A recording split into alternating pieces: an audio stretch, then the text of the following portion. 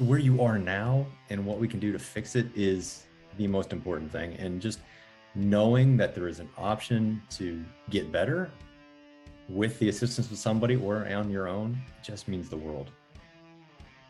Welcome to the most exciting adventure of your life. Welcome to a new way of living. Welcome to the 5 Mountain Adventures podcast, where we discuss the 5 mountains of cutting-edge human development: physical, mental, emotional, intuition, and spirit. Hi, I'm Casey. And I'm Andy, and we help people get unstuck and thrive in challenging times. Our goal for this year is to help 5,000 people thrive in these challenging times via our podcast and mental fitness one-on-one and small group coaching. You can help us reach our goal by rating and sharing our podcast and following us on Instagram and YouTube. Help us raise the vibration of our world, moving from anger, fear, and division to courage, understanding, and compassion. It starts with us. Today, we are speaking with Dr. James Leonette. He's an award-winning chiropractor and clinic director of Enliven Wellness. His passion is to improve the lives of clients ready to make the change, whether that is from sick to normal or into an optimal state. Over his career, he's studied many approaches to healthcare and developed a brain-based approach to improving the body and mind. He's worked in many aspects of healthcare, from an investigator with the U.S. Food and Drug Administration, research assistant, medical laboratory technologist, occupational hygienist, acupuncturist, and as a practicing chiropractic physician for over 15 years. He's been mentored by an amazing collection of individuals and has a strong desire to bring their knowledge, skills, and philosophy to assisting others in their health goals. Welcome, Dr. James Leonette. Oh, thank you for having me. I'm really excited about this. Us too. And, we always like to find out what is piquing your curiosity right now in your life. Oh, so right now I'm really fascinated by where the mind and the soul meet the body and the neurology. So looking at that interface, it's a very complex area, and there's a lot of dynamics. And looking at it from a bottom up or a top down approach really gives you some good insight on that. Oh, I love that. What an interesting topic too, just to dive into. Yeah, gosh, we'd love to talk about that at some point too. If not today, then maybe sometime in the future, because that is just intriguing to me. Yeah, that's it's my area of study right now. I have a lot of work on the body and the neurology systems, and recently I've been really getting into the higher level consciousness and learning about that and taking it. We use meditation as a gateway for it that we can also use to repair body systems. But even taking that deeper dive and what are we, who are we, and how do we make ourselves complete as a being. We also like to hear, kind of origin stories, where you came from, how you got to, studying this type of work. If you wouldn't mind sharing how you got to the path you're on today. Yeah, so I went to college nearby, got a degree in medical technology. I got a master's in occupational hygiene and safety. I was fortunate enough that was paid for by research and inspection experience working for workers' compensation. And then 9/11 happened, and I was ready there. That had inspection experience, had the medical experience, and FDA grabbed me as a counterterrorism hire.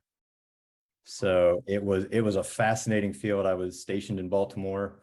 I really got into one of my loves, which is medical devices. So at some time we can talk about biometrics, but I love medical devices, and I was fortunate enough that I was able to travel the mid-Atlantic area, and then later on I got an international position. So I looked at medical devices throughout the entire world, on top of blood banks and pharmaceutical manufacturers and food manufacturers and chemical manufacturers. But when I had that job, I got transferred to a field office, and it was a small post. There were 2 of us there, and it was long days of driving, going out, doing these small inspections. So I was by myself in the office. I was by myself in the car. I would work at home and I'd be by myself. And that's not good socially. We are designed to be social creatures. And I take it as a blessing this day that from sitting and typing on a laptop over and over and over, I ended up with neck and migraines. So migraines aren't common in a 20-plus-year-old male. So my neighbor's dad was a chiropractor, and she's like, go see this. They lived there from another town. She goes, go see this guy in Charleston. And I did. And I walked in, and there was music bumping. There were people laughing. There were people running up and down the hallways.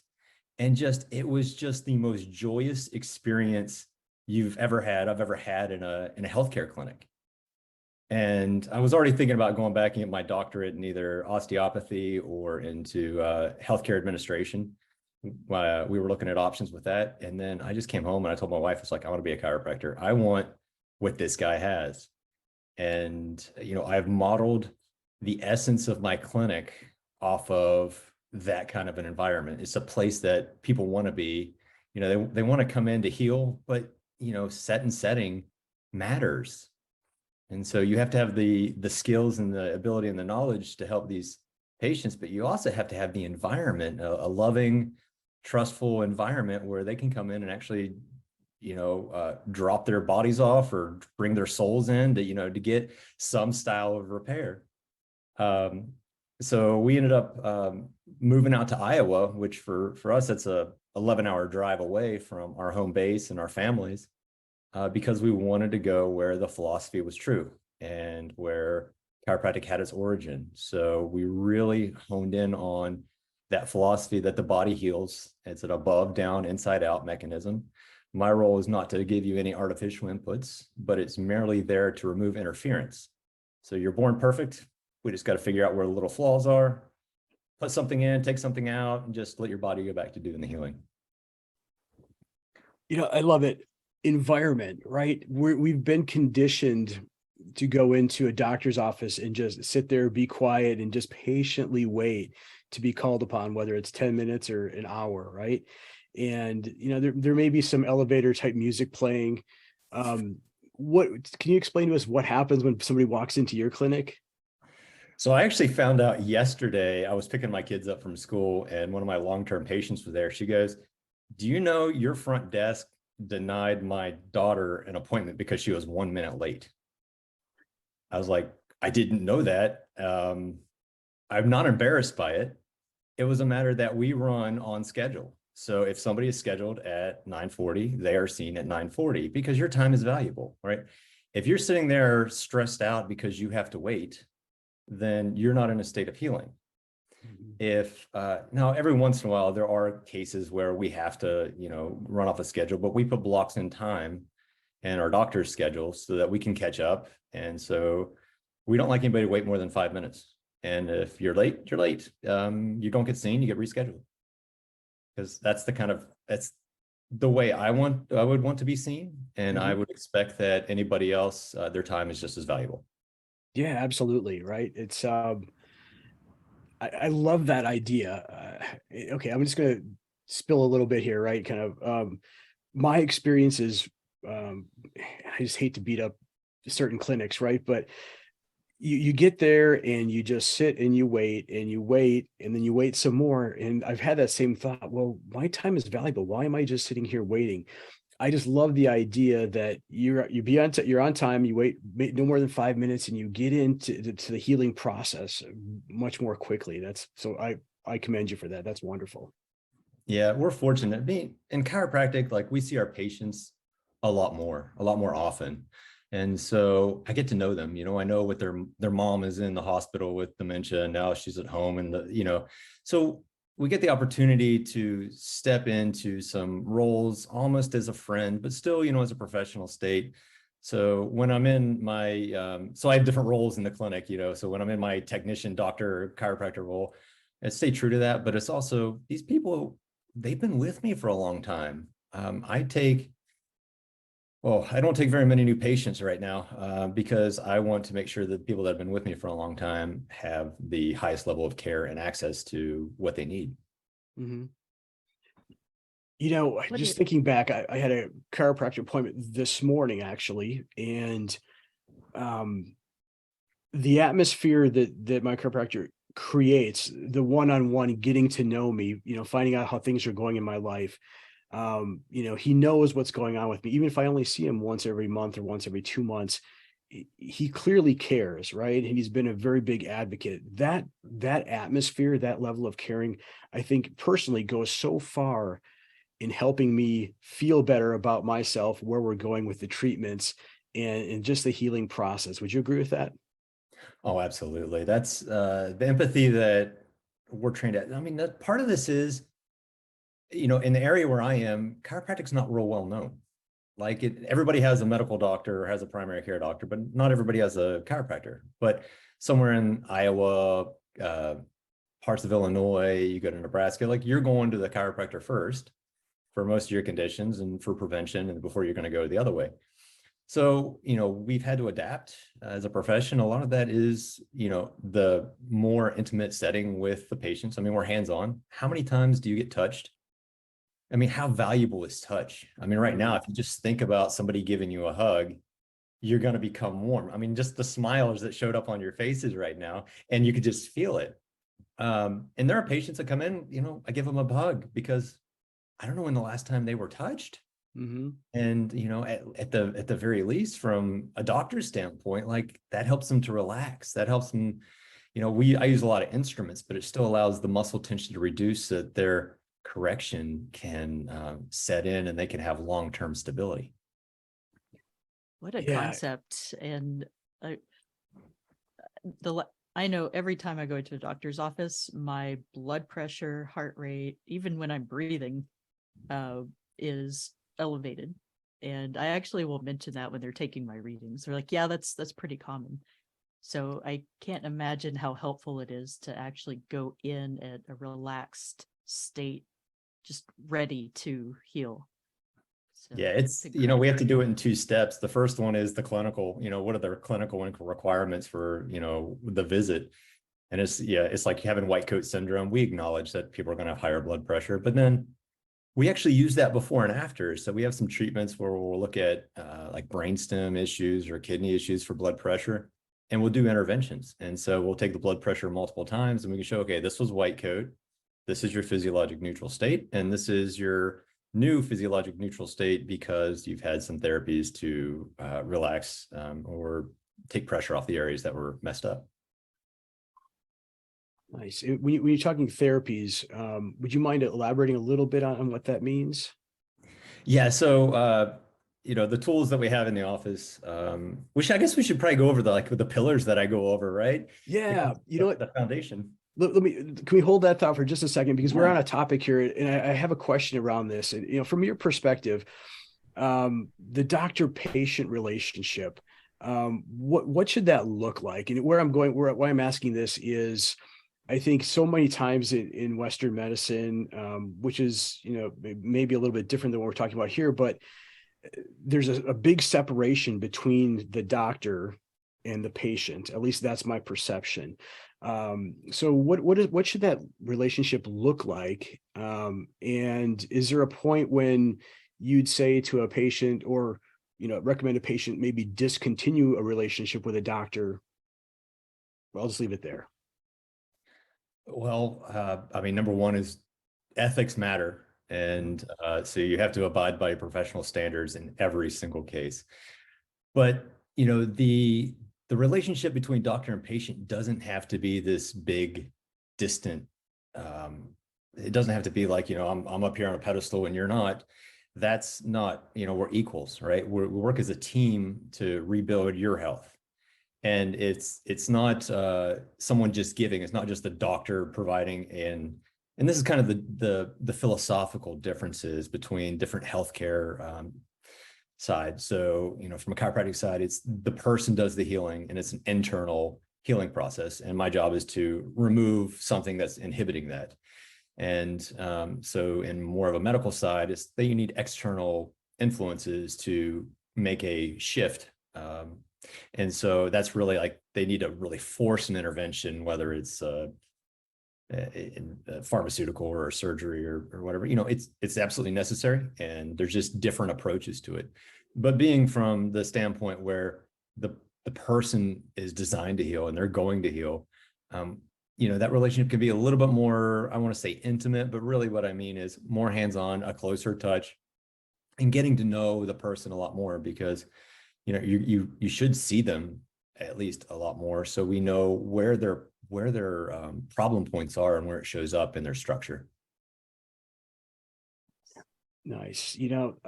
Absolutely agree. Right. And just a little bit of history here before we move into the 5 pillars, because I want to get there very quickly. But as a point, as a story here to illustrate your point, I had gone through typical Western medicine doctors for quite a while, had a number of issues that I've talked about before on the podcast: Lyme disease, turned out type 2 diabetes.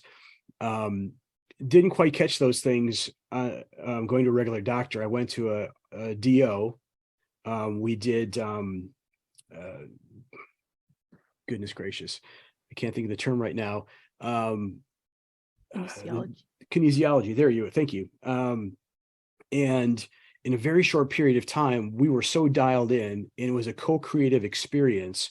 They provided the insight and the knowledge, and they supported me along on that journey. So that's kind of where my viewpoint is that relationship is extremely powerful. So Right. So osteopathy and chiropractic grew out about the same time in the late 1800s, around the 1890s. And they both grew out of vitalism, which was in some ways it was a religious movement, but in other ways it was more about just realizing that everything has an essence or an energy field to it. So osteopathy then transitioned into the medical set. So, the fact that your DO is doing kinesiology and testing your body systems fits right in with traditional osteopathic medicine, or osteopathy before it was osteopathic medicine. And so your body will give the information. It has all this knowledge, and you just have to ask the right questions, and you can, at the very least, tease out areas to go look for to do your further studies, so you can refine and figure out and identify where the problems really are. nice. Yes, exactly. Okay, well, let's move into the 5 pillars, because this is just amazing stuff. So why don't we just jump right into it, and I'll let you go for it. So we talk about holistic health, and part of that is looking at somebody on multiple planes, where, sometimes you go to a doctor and they look at one thing, or they specialize. Specialization, it tends to be the trend nowadays. But, if you can be looked at from a structure, an energy, an emotion, a nutrition, and a neurology standpoint, you have a lot of, you've gotten a really good assessment. And I can break those down into, structure is what you would think of, just the spinal framework and joints movements. Energy, I kind of break that down into 2 versions. One's going to be your mitochondrial energy, so what you need to run for the day. So when you had Lyme disease, you're running low on energy and you're fatigued all the time. The other one's kind of like the woo energy, and in some ways that's like what we use for acupuncture, to open up energetic channels that run through your body and different states that you have there. Nutrition is what I use to broadly term any kind of biochemical changes. So that's where we can look at labs, we can look at genetic studies to figure out where stuff isn't probably optimized, right? And then we go into emotion. And so again, like with emotion, your body will give clues as to where you're holding the stress. So there's some real specific points in the body. Like if you're always rubbing your temples, well, that's a sphenoid. It's a bone, but that's one of the big triggers for high stress areas. There's a point in the mid back, about T5, which is a high emotional stress point. So I relate those in with emotional stress. And then as I've learned more and studied more with this consciousness, it's moving, energy and your consciousness around to adjust and adapt and let go of emotions that have been there. And then finally, the neurology, which has been one of the most exciting areas for me. I really love this cervical cranial junction. That's where the top of the neck and the head come together. To me, there's nothing more intimate on a person than getting to release the tension that is stuck there. And it's so critical because that's the area where your brainstem is. Well, not to mention you have a 12-pound bowling ball sitting on a little 2-ounce bone with 490-degree turns of the vertebral artery before it goes up and feeds the back half of the brain and the cranial nerves. There's a lot of delicate structures up there.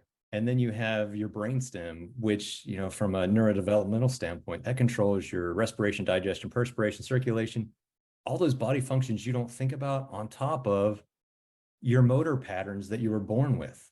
So your programming coming out of the womb is stored in this really delicate area at the base of the skull and the top of the neck. And if those aren't developed properly, then your posture reflexes don't develop properly. If that doesn't, well, then you end up with a functional disconnection disorder where the right and the left hemisphere of the brain don't operate, executive function drops down. And so if we talk about being able to be really good at global thoughts, or really good as an engineer in the technical side, and you're having issues or attention issues, we want to go and look at the function, especially of the brainstem function. When I think about energy and vitality, I think about a kid. They have the energy to play, run around, climb things. That energy that feels like you just can't contain yourself. It's the stuff we've always wished they could just bottle up and sell to us, right? Well, this company's found a way to do just that. Amari's Happy Juice Pack. Mood, motivation, energy, things our bodies can naturally produce when both our guts and our brains are happy and communicating. And we can actually improve that process of communication across the axis of the gut and the brain. This is cutting-edge science. This is game-changing information. This is where science meets soul.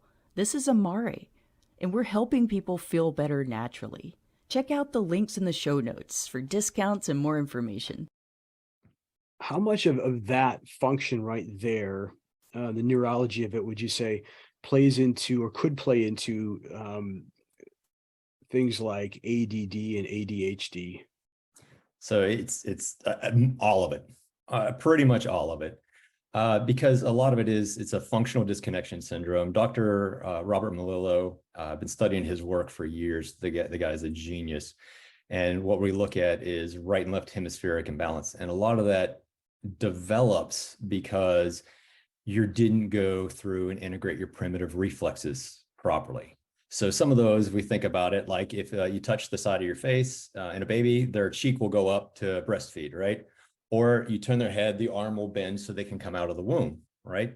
Or so there's several of these reflexes. A lot of people know it, like the one you scrape the bottom of the foot and the big toe will flare up, right? These are meant to help you get out of the womb and to help you feed for the first couple months. And then after the first 4 to 6 months, most of those should integrate. And so then we should go into some postural reflexes. And that would be something as simple as when a baby falls, their arms go up. So anytime you drop a baby back, their arms always go up. But when an adult falls, if their arms go up, they're going to get concussions over and over. So their arms should go out to catch themselves. Mm-hmm. So it's just this reflex that should integrate without much thought, but it has to be done sequentially. So if a baby misses certain milestones in their development, let's say they walk before they're age 1, well, they've missed out on integrating like the asymmetrical tonic neck reflex, right? So the arm's going to keep bending. And so when you find somebody with 100% of the time, you find somebody with attention deficit disorder or hyperactivity disorder or autism, they're going to have primitive reflexes. And as you integrate those primitive reflexes, the brains, the two hemispheres of the brain start connecting to each other. And then that disconnection goes away. So then you don't have one lobe resonating at really high, let's say it's talking at 12 hertz and the other one's talking at 10 hertz. Well, I mean, I'd be screaming really loud too, looking for attention if, my partner couldn't hear me all the time. And so as you do the inputs from the bottom up, and there's other things involved, right? We have this primitive, we have the posture, we have core strength. So if you look at kids now and they have like really atrocious handwriting and they have no stability, well, how is your brain supposed to function if your core is weak and you're wobbly all the time? And then because your vestibular system that causes you to balance is off. And then your oculomotor system has to work overtime because now you're all wobbly. And so now your oculomotor, meaning your eye controls, it just has to balance out with the balance systems in your ears.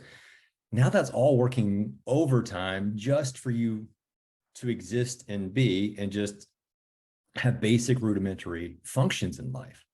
So how are you supposed to or be expected to make these higher levels of consciousness and education and mentalization if you can't even do the basic stabilization? Mm-hmm. So is this what you're talking about considered the brain-body connection? that you're talking Yeah, about on that? that's the point where it all comes together. Yeah, a lot of the inputs that a lot of these we were called functional neurologists.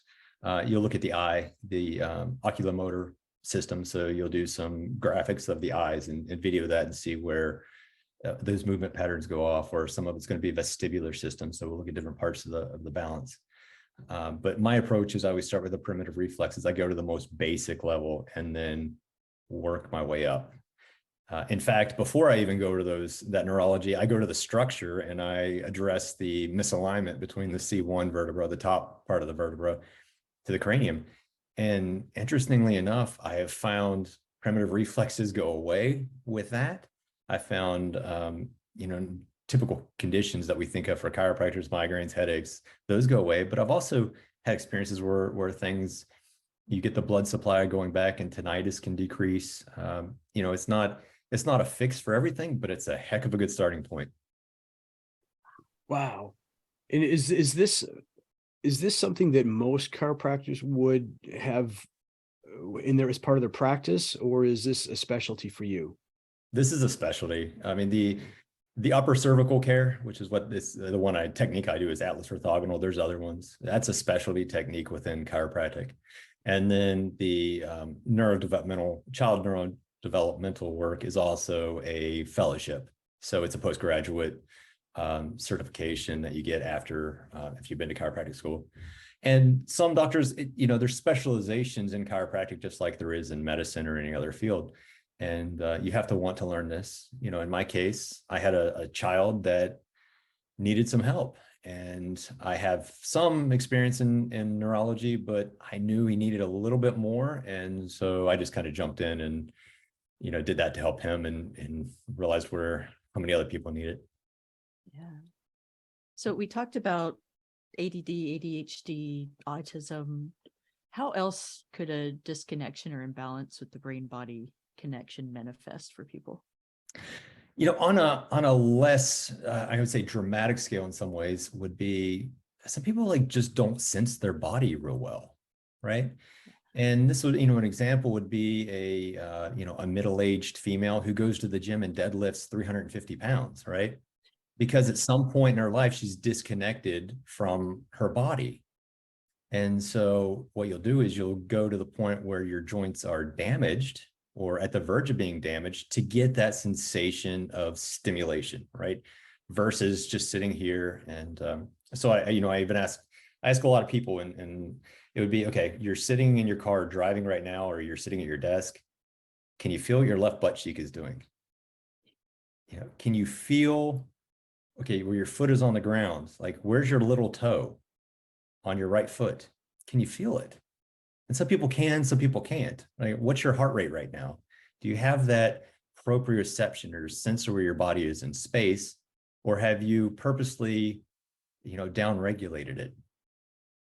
And if you look at some like endurance athletes, like they disconnect from their bodies because they're out running 30 miles or 100 miles, and I've done that myself, and I'm in my body.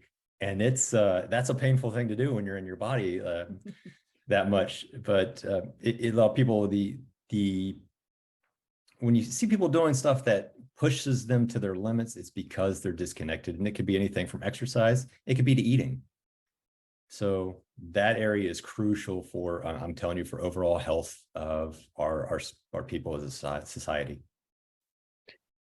I'm curious, is there a way, I mean, is it healthy to be able to disconnect, and then is it easy, or is there a way to easily reconnect?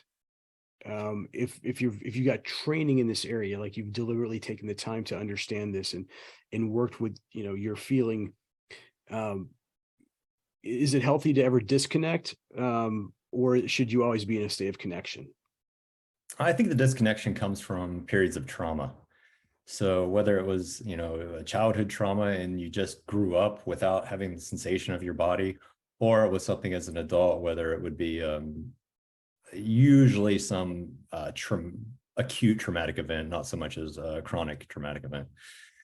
So there's advantages to that because sometimes it would be overwhelming. Your nervous system is going to shut down. And because if you're sending a constant negative signal to the brain over and over and over, well, I talk about the spine like fuses, right? So, or breakers in your house, right? So if we have a sink filled up and we have a toaster beside it and the toaster's plugged in and you just happen to drop the toaster off, the breaker's going to pop in the house, right? But if you have a huge surge, a lightning bolt, hits the house, the main line is going to pop. So it depends on where we need to, or where the body feels like it's necessary to reduce that signaling coming up.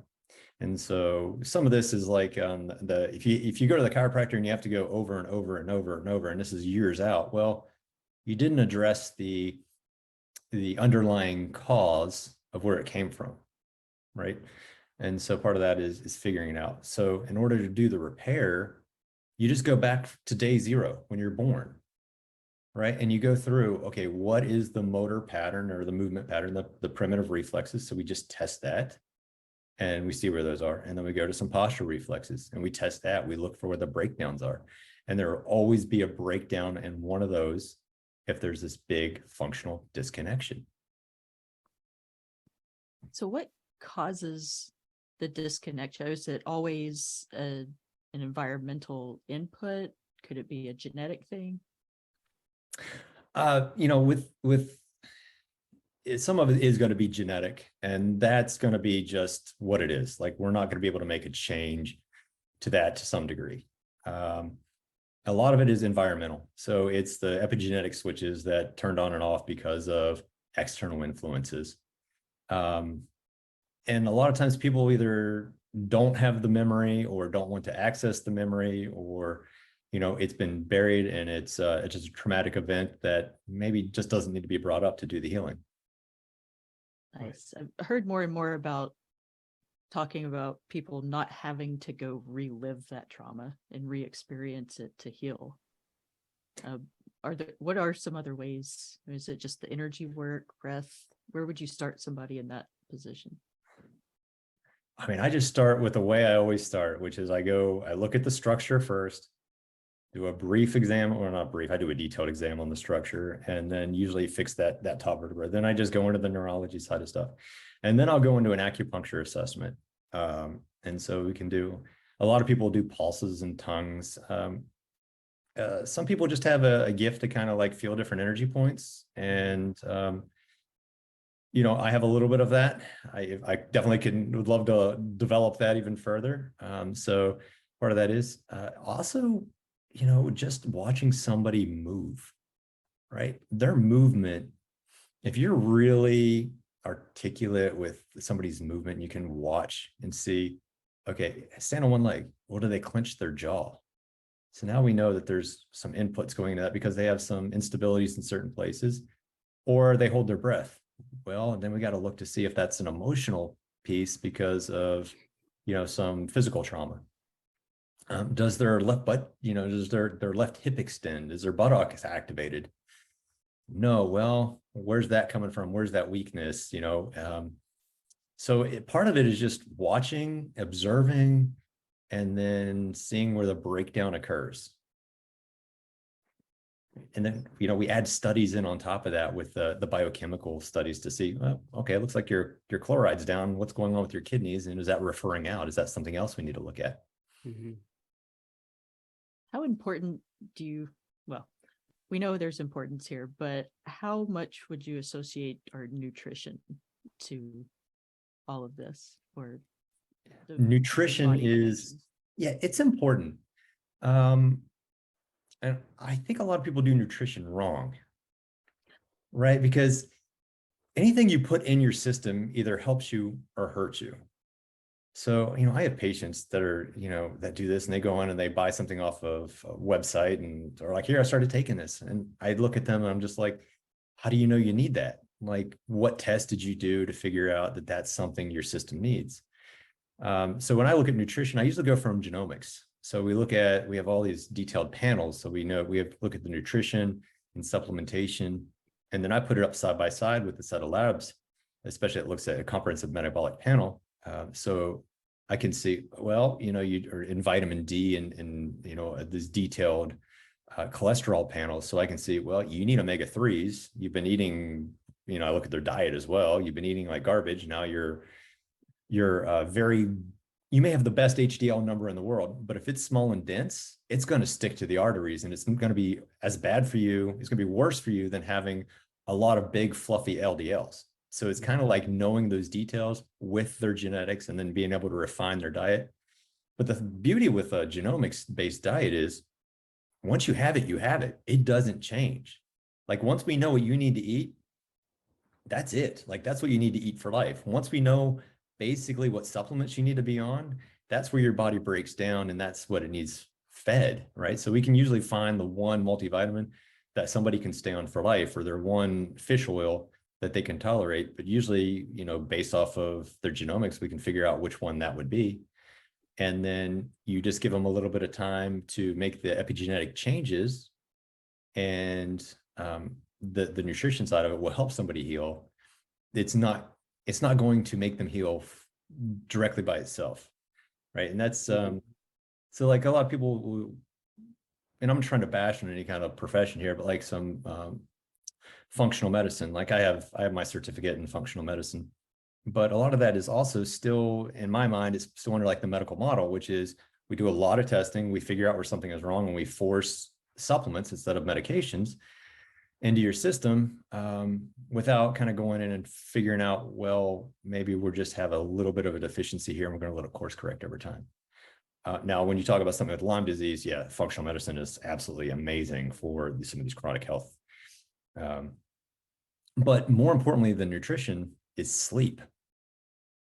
If somebody does not sleep, their brain and their body cannot heal.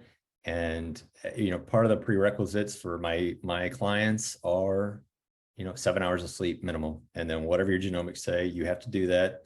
If not, don't even bother coming back. Like, here's your refund, get out the door.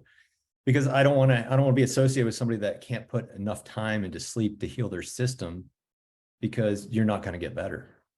Yeah. There's a level of personal responsibility that comes into play here, right? And no matter who it is we've talked to from the performance world, sleep is always the first thing that they go to. The performance boost or just the leveling up of performance from quality and enough sleep is just amazing. I find this just to be really fascinating. This is a complete paradigm shift from what I think most Americans see or think about when they think about nutrition and diet. Is they go from this diet to that diet, hoping to find the thing that will keep them lean. And maybe the model's all wrong. Maybe we're just looking at this wrong altogether. The true way maybe is the testing, the genetic testing, right? And once you get that dialed in, it sounds to me like that you're saying that it's a lot easier to get healthy and stay healthy once we know exactly what it is we need to eat. And so is this type of testing accessible to most Americans? Is this something that's a little bit out of reach for most people? No, recently a lot of that's become accessible to almost everybody. In order to do it, I would think in order to do it properly, you need to work with a coach that has been through training with the genomics. Because if not, there's a lot of information. Like I did the 23andMe and, when it first came out, I was floored by the information that came out of it, but how much of it was actionable, right? So information means nothing if you don't have an actionable or a treatment that goes with it. So you need somebody that's knowledgeable with it to be able to say, okay, let's put this data in that. Now, over the next few months, we're going to see some AI-driven genomic panels come out, which will help with direct-to-consumer interpretation. But it's still, at this point, is not going to replace what a doctor or a coach, a really well-trained coach is going to be able to provide for that. Nice. I want to circle back for a minute here. When we're talking about primitive reflexes, what indicators would you recommend a new parent look for? I mean, I think you mentioned a couple, but are there standard developmental points or ages along the developmental path that they can be looking for these things at? Yeah, in fact, I encourage everybody to get a copy of Dr. Malillo's book because it just lays it out there and it actually shows parents how to do some of the testing with their kid. Yeah, you can grab a chart and or a lot of occupational therapists will know this as well. They have those they have those dialed in pretty well. So it's worth an evaluation at 1 year. Now, some pediatricians will do it, but if your child's not walking at exactly 1 year of age, that's if they're late or they're early, there's something going on there. So that's a really easy marker for most people to look at.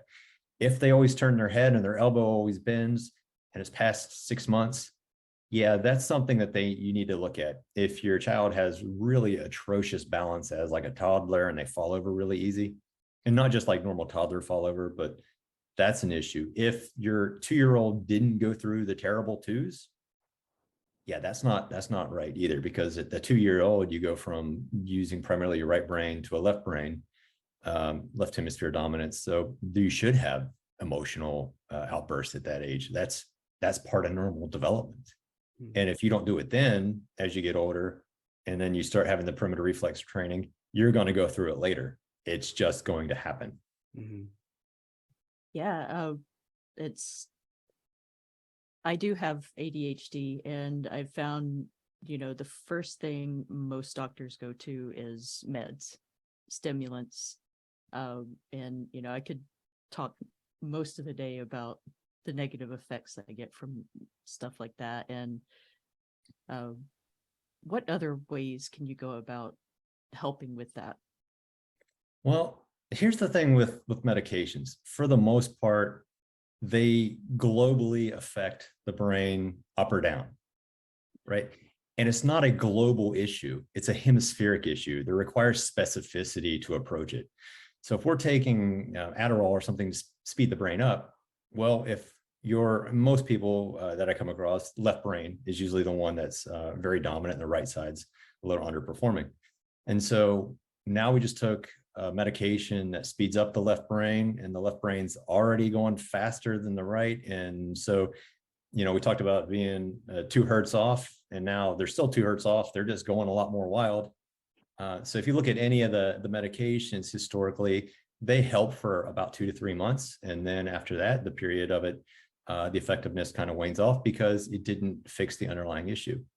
And so the only thing, and this is like Harvard-based studies, like there's research out there that's proven that this is effective over and over and over again, is finding where the primitive reflexes occurred, figuring out which side is weak, and doing everything you can to strengthen up the other side until it balances out.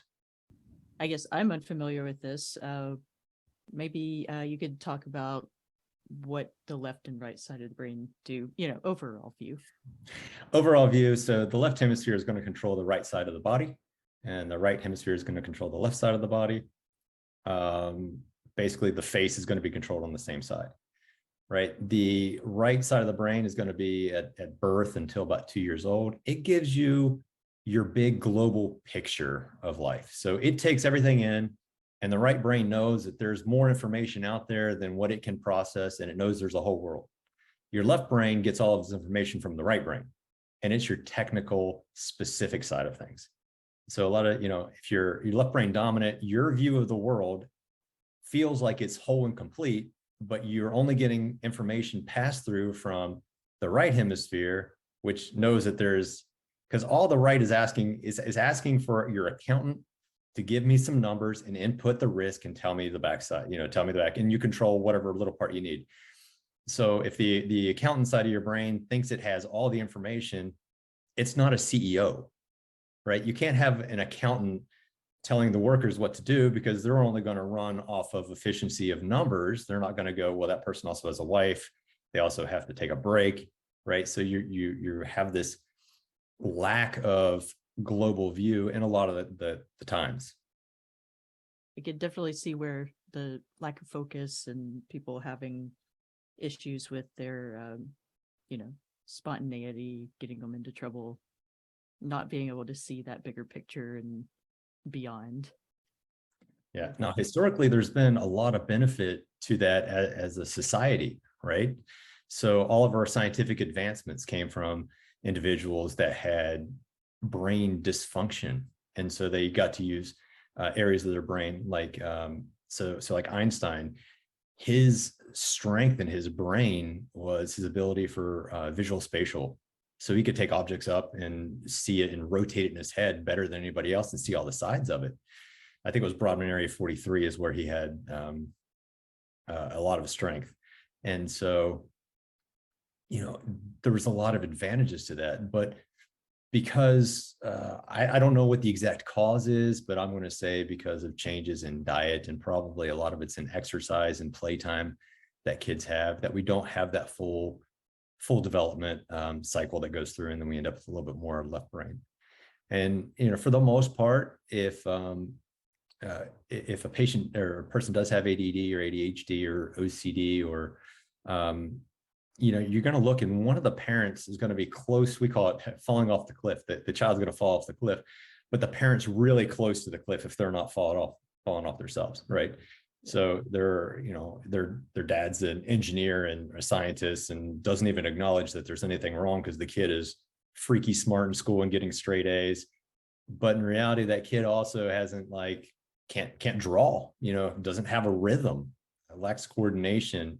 Sports is really clumsy, right? So that you've traded one gift for the other, but you've also lost full function of one hemisphere of your brain. Wow. Just described part of my life right there. Oh, it is so fascinating. I have this wonderful patient. I just love her to death. And she has Downs and autism.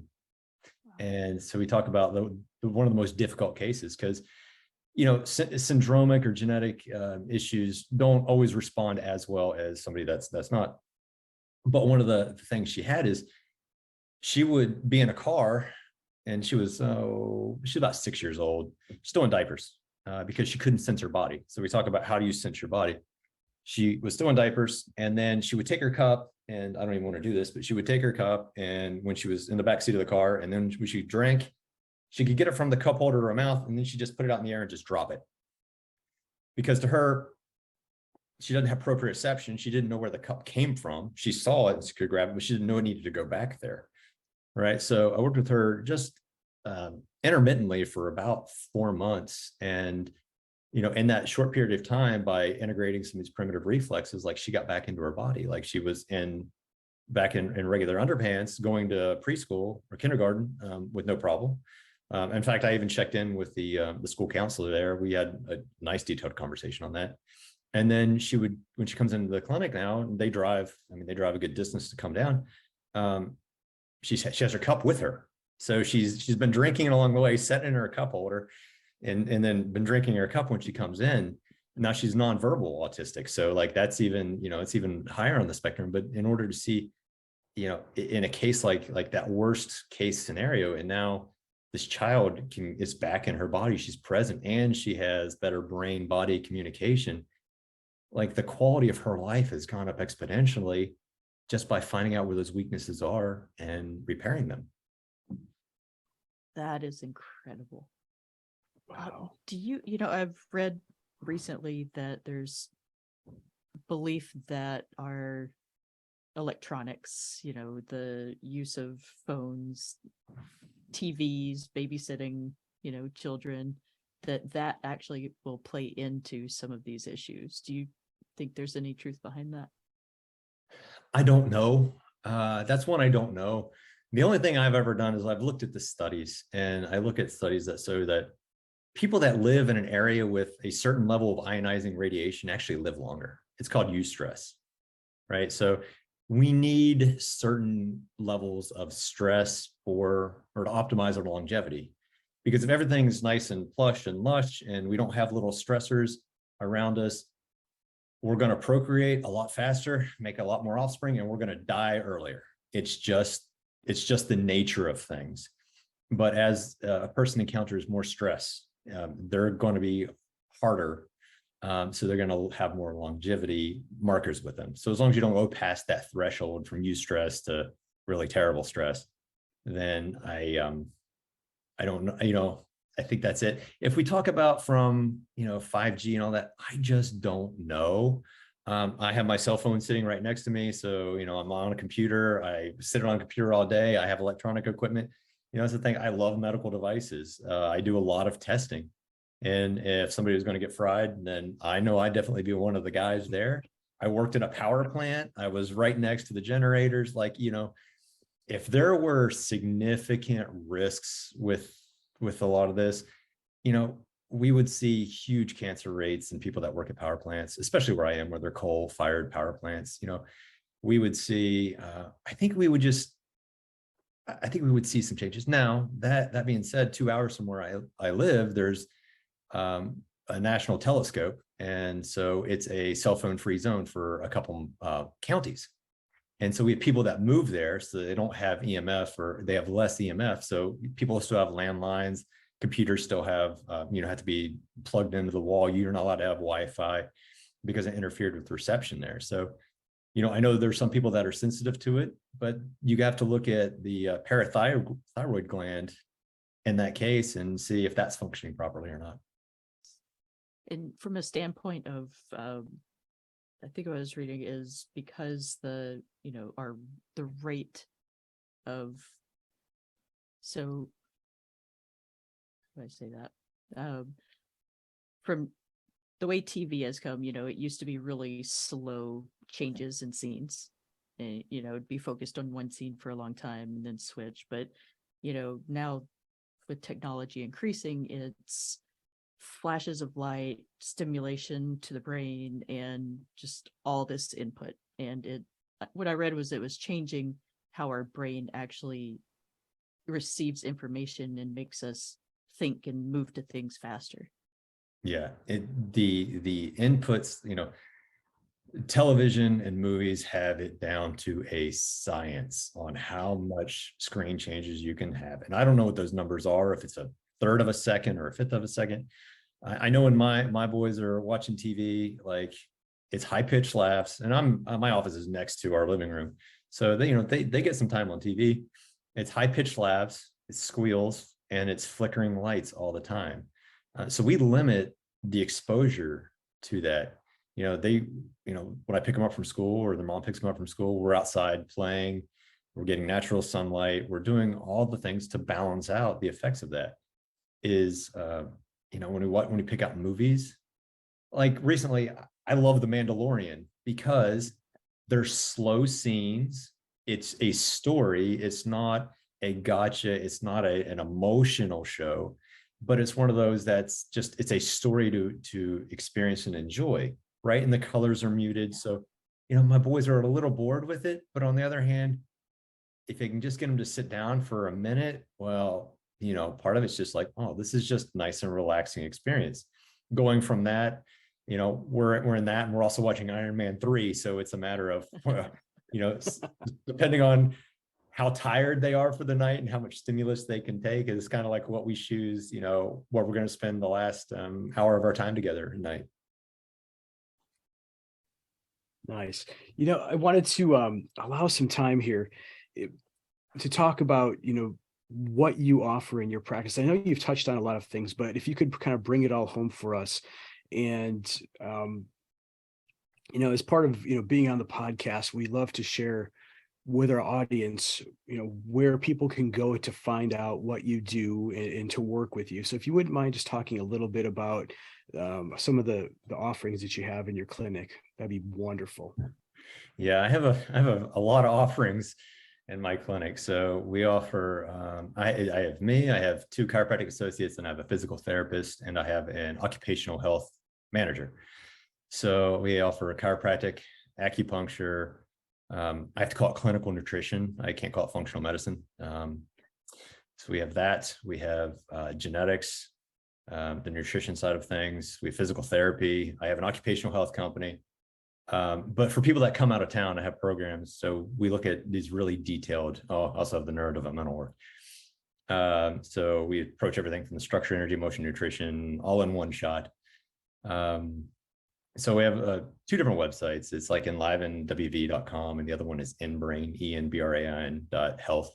And so for people that, if they ever come from out of town, we do detailed assessments that all the panels. We do the labs, we do the genomics, I do the neurology testing, we do the physical testing, the body composition testing, in order to figure out, on top of other things that we're looking at with EKGs, pulmonary function tests. Like I like to look at somebody from head to toe and every visceral system that's out there, so I can see where the breakdown is and see, do they need the help that I can provide or the help where they can go get somewhere else. So it's just a way to look at our patients and our clients in this very holistic approach.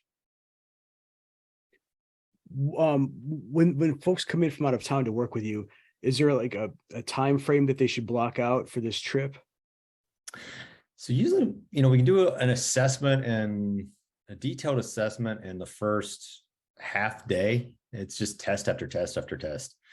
And then over lunchtime, I usually can analyze a lot of the data together. And then I usually spend the next 2 days doing, the first one is going to be like, passive treatment. So let me just get you better, right? Mm-hmm. The next day is, let me show you what you can do to make you better. So you're going to be actively. And then that evening is, you show me that you know this stuff. And then the last time is any kind of polishing and finishing work that somebody needs. So part of it's doing the correction there, part of it's doing giving them the tools and the strategies to fix themselves at home. And if they need more work, they're welcome to stay longer. But it just depends. It's case by case. I don't have a set cookie cutter plan because, boy, everybody brings their own unique stuff that needs addressed. Yes, thank you for having that approach. That is, I think, in my experience, non-medical experience, this experience as a patient, that is invaluable. Not just treating me as a number is great. So thank you for doing that. What did we miss? Did we miss anything? Is there anything that we should be talking about here that we haven't touched on today? I think we caught on most of it, which is, the head's supposed to fit over the body perfectly square. The brain is supposed to coordinate to the body in its fullest extent. And then your biochemistry is meant to self-balance right after that. Beautiful. Yes. Thank you so much. I love this holistic integrated approach. And not only that, just the individual approach to the patient and taking the time to consider their needs as a separate body, not just part of the masses. A lot of people just need to be heard. They need somebody to know what their problem is. And, maybe not the story behind it isn't important, but where you are now and what we can do to fix it is the most important thing. And just knowing that there is an option to get better with the assistance of somebody or on your own, it just means the world. I think I totally forgot to ask, where are you located? I'm located it's in Bridgeport, West Virginia. We're about 90 miles south of Pittsburgh. Okay. So we have beautiful hills. You have mountains behind you. We have gorgeous hills that I go and explore every weekend. Beautiful. That's one of our favorite things to do. Awesome. Well, friends, thank you for taking the time to listen to our podcast today. We appreciate you.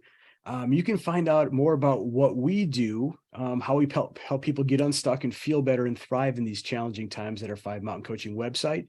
That's the number 5, then mountaincoaching.com. And Dr. Jim is going to let us know what his website is. We'll also have the links in the show notes. It is enbrain.health, enbrain.health. And my chiropractic clinic is enlivenwv.com. Wonderful. Thank you so much. Thank you, guys. Appreciate you.